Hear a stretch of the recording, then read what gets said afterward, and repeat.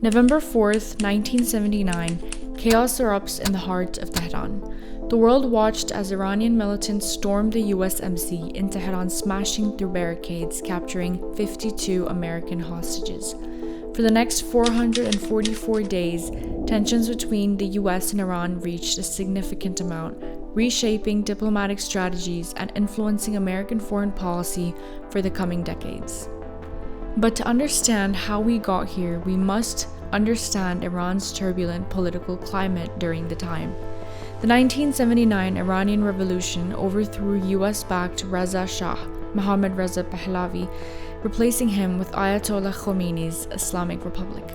Many Iranians saw the US as an instigator in their repression due to their long-standing support of the Shah. The Shah of Iran was a close ally of the United States, but his regime was filled with oppression and brutality. On October 20th, 1979, Reza Shah departed to the US seeking medical treatment. To the revolutionaries, this was an unforgivable betrayal, a symbol of American complicity in their suffering. Their response? Storming the US embassy in Tehran. For the students who took the hostages from the embassy, this was about reclaiming power. They saw themselves as revolutionaries standing up to a global power that had interfered in Iran's national politics for decades. President Jimmy Carter attempted many diplomatic negotiations, but tensions escalated anyways.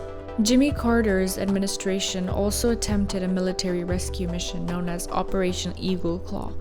However, this was a massive embarrassment as the mission was a failure and had also killed 8 American service members. The US had a responsibility to protect its diplomats under the Vienna Convention on Diplomatic Relations, which safeguards the safety and immunity of diplomatic personnel.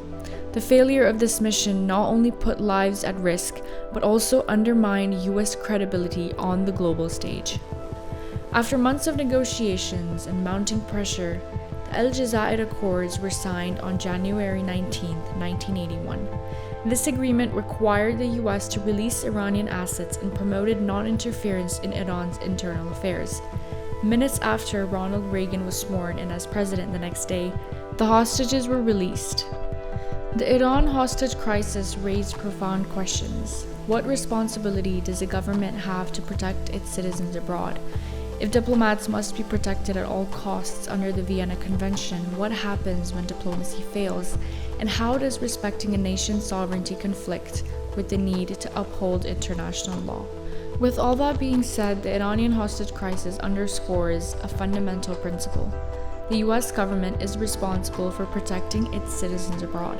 However, it also raises questions about respecting another nation's sovereignty and political autonomy. This event had a long-term impact on US-Iranian relationships and served as a reminder between responsibility to protect and respect for sovereignty.